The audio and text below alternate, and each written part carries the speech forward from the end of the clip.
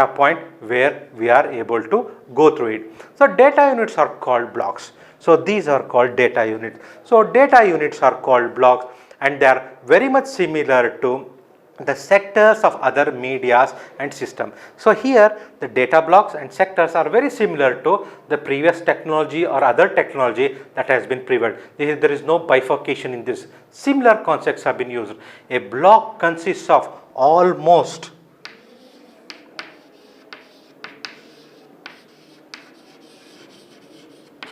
we will see how later, that is 2352 bytes of data on a CD things. A single block consists of, means a single block, these are called blocks. These single blocks may consist up to 2352 bytes of information. Of that 2352, a block might have only 2048 computer data, and remaining are just made available. A starting is being used for identification, and remaining things are just made available to use. The remaining blocks might be identical or random access for error correction. So this is about the blocks. When you talk about the blocks, there are almost 75 blocks per second is played.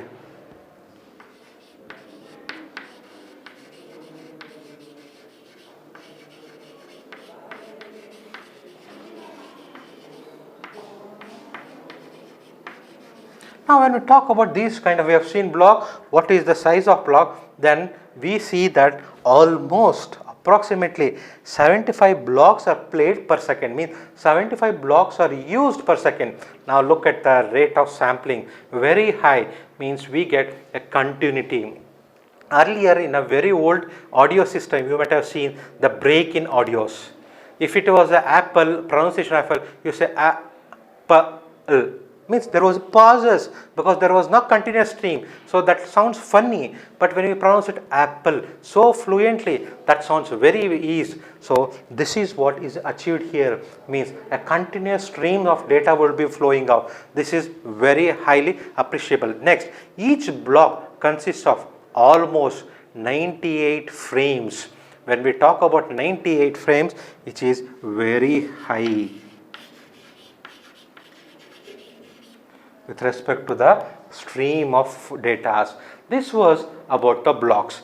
Next, let us concentrate. We have seen about the CD-ROM technology, the basics, introduction, and the block. Then we will see about the modes of the CD-ROM technology. Mainly, the CD-ROM has been classified into two modes. We will see what are those.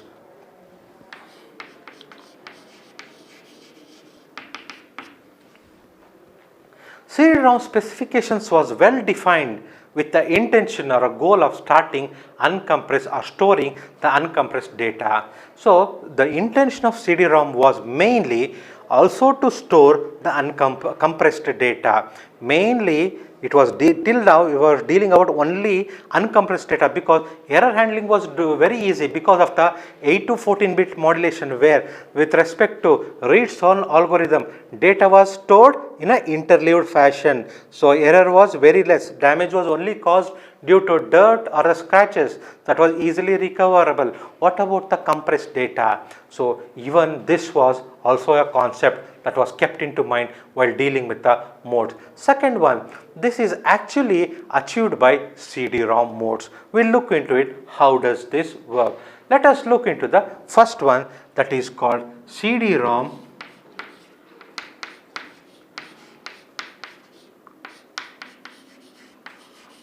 mode 1. So when you talk about CD-ROM mode 1, it is used to store computer data. So very simple, computer data can be stored of the 2352 bytes. Each block uses 2048 bytes. That can be very beautifully represented in the block diagram. So let us draw the diagram and see. It consists of 6. What does the first consist? First consists of synchronization part.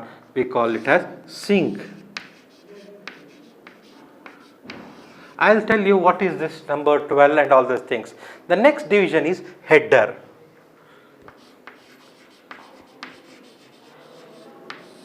So after header, what does comes in? Header uses 4 bytes.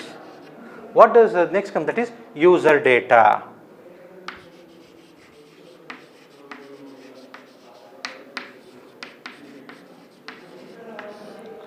What comes after user data is the EDC.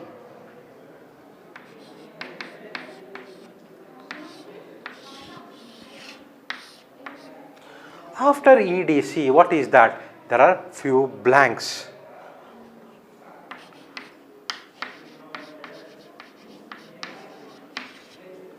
And finally, we have one more block called ECC.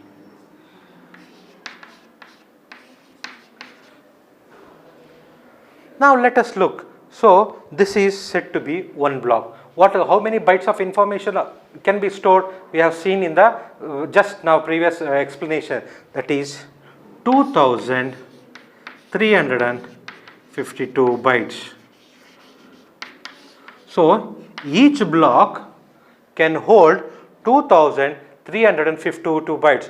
Out of 3052 bytes, how it's been bifurcated or classification is done with respect to CD-ROM is been discussed here. While discussing this, look into the first diagram.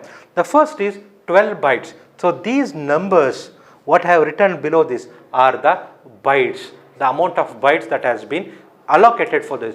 The 12 bytes first, the 12 bytes of synchronization represent the start of the block.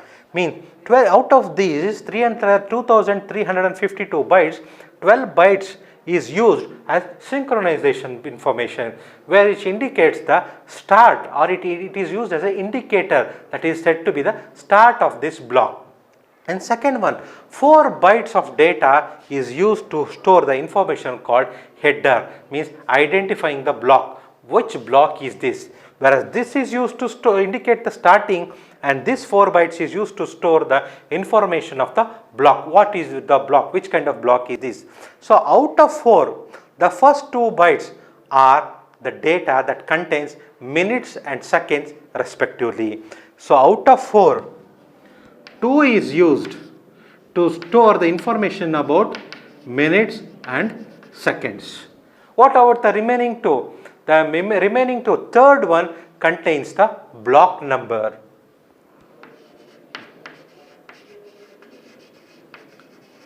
What does fourth contains?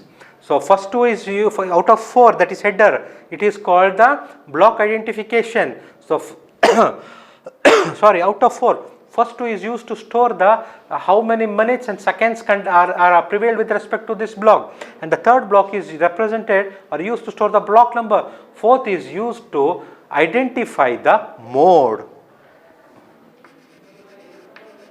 Means we are talking about the CD-ROM mode 1. Even there is one more mode, that is mode 2, and this block, particular block in this header block. So we use the 4th byte to store or represent the information of the mode of the CD, whether it's a mode 1 kind of CD-ROM or a mode 2 kind of CD-ROM. Next, we have a user data, where 2048 bytes are used or given for the user to store his data. Next, what is that 4 bytes again? We call it as error detection. Okay, error detection is for the 4 bytes are used, error detection and correction, and error correction is done by here. So that is called as ECC, error correction. So 276 bytes are used just to correct the errors which are identified by these 4 bytes of information. These 8 bytes are totally blank, so they are unused byte. So next, when we talk about this mode 1, this was the specification used. So people said, the technology was very good, storing all these things, and they said when the error rate is very less in CD-ROM, okay, why do we need 8 bytes of information just being untouched? Even we can we can protrude the area into the usage area and make the storage space available for more. As like we do that, if a room size is so big, if there is unwanted space there, unused space, what we do? We encroach that. Means we also occupy that and bring into our area. So in the similar way they said, let us take this 8-bit also inside, so that which is unused can be used for storing the information. And they also said the error rate is very less, then why do you want so much of data to be used for correction itself? So for detection and correction. So next technology that gave rise was the mode 2. So here when we talk about this kind of technology, let us look the capacity that was available to store the information. So this is about mode 1 CD-ROM. Let us look what is the amount of capacity of data that can be stored in a CD-ROM mode 1. It goes like this. Capacity of CD-ROM. When we talk about CD-ROM, it is mode 1. We should never forget writing this, because next in the subsequently we will be again talking about the mode 2. So it should be very clearly mentioned. What is this? So I will write it here itself. So I need a lot of space.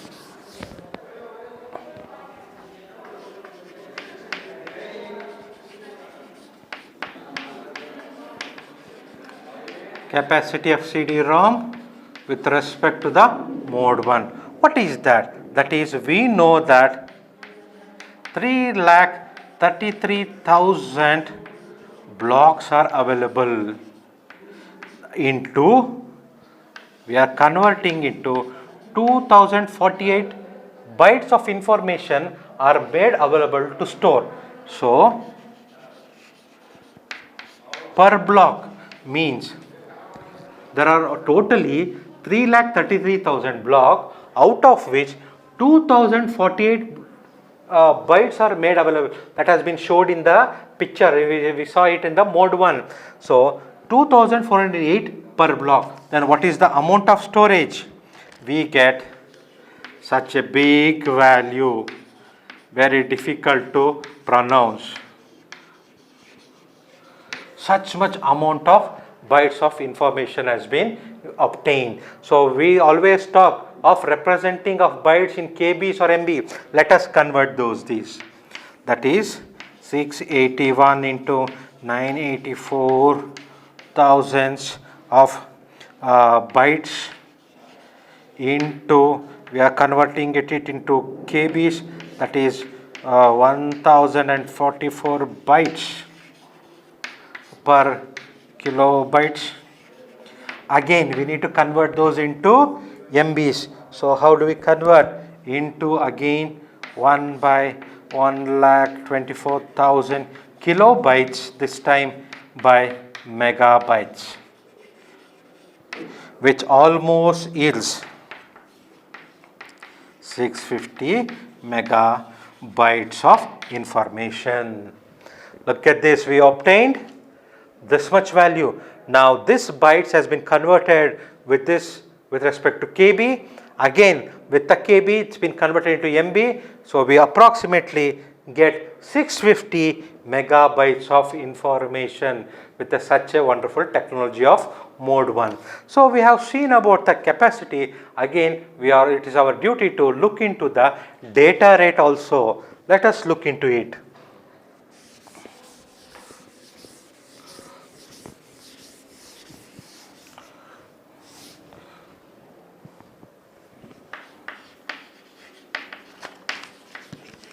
Data rate with respect to the mode 1. We know that 2048 bytes of information are stored per block into the 75 blocks per second, which is almost or approximately equals to kilobytes per second. means now the data rate obtained is approximately equals to 150 kilobytes per second, which is very much appreciable compared to the previous version. This was with respect to mode 1 of a CD-ROM. So we have seen in the CD-ROM mode 1 the architecture, the capacity and the data rate. Now we saw that in the CD-ROM mode 1, that is EDC, 4 bits were there and unused 8 bytes of data were there, and error correction of 276 bytes were there, which was almost not used. That too 8 bits were untouched. So then the people said, so by you allocating so much of space for error correction, error detection and blank spaces, so why don't you enhance the technology and bring those back to the user defined area where the storage can be enhanced. So then we keeping these concepts in mind, the next mode that was developed was CD-ROM mode 2. Which doesn't have much more difference with respect to CD-ROM. A small changes would be there. That is CD-ROM mode 2. So when we talk about CD-ROM mode 2, the main intention is to serve the basics of additional to serve the basics of additional specification for storage of other media. That's it. There was no intention apart from that was gave rise to the CD-ROM mode 2, means provide additional storage. Next, out of 2352 bytes, now user was able to get 2336 bytes of space for storing the information, whereas in a CD-ROM mode 1, user were able to get 2048 bytes of information. That's it. Whereas now all the other spaces, that is EDC, 8 blocks, blank spaces and ECC were totally erased, and those areas were taken into it, the user defined area, and the user were made to available with 2336 bytes of storage. Let us look into it.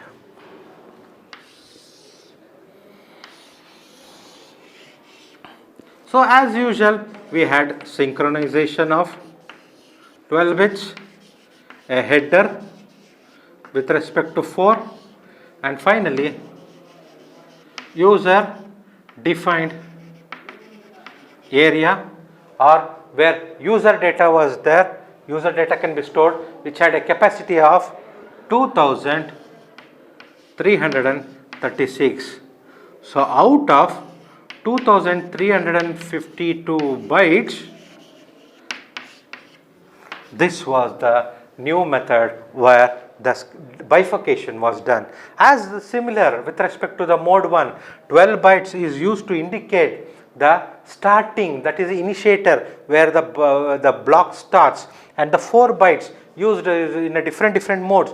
The first two bytes is used to store the information of minutes and second, and second one is obviously used to store the name of the block, or identifying the block, and finally fourth bit is used to store the mode of that block device, that is mode 2 or mode 1, and finally now user is made available with 2336 byte of information can be stored. The synchronization of header are dealt with the mode 1 similarly, and the error correction rate is left out. So you might have seen, whereas in the mode 1 we used to see this part, this is totally removed. So this is with respect to the CD-ROM mode 2. When we talk about mode 2, again we need to compare the capacity here. Let us look into the available capacity that can be obtained. That is capacity of CD-ROM mode 2, that is, as usual we had 3,33,000 blocks into available data 2,336 bytes per block, which is approximately 741.8518 megabytes of information. whereas in a CD-ROM mode 1 we were able to get 650 MB of data, whereas in CD-ROM mode 2 by eradicating the error correction, error detection and the blank bytes, so we are able to achieve an enhanced storage capacity of a CD. So that is 740. In a round off when we talk, even though it is 740 MB, that is almost a high compared to CD-ROM mode 1. So CD-ROM mode 2 proves to be more providing storage area. Then when we talk about the capacity, let us also look into the data rate.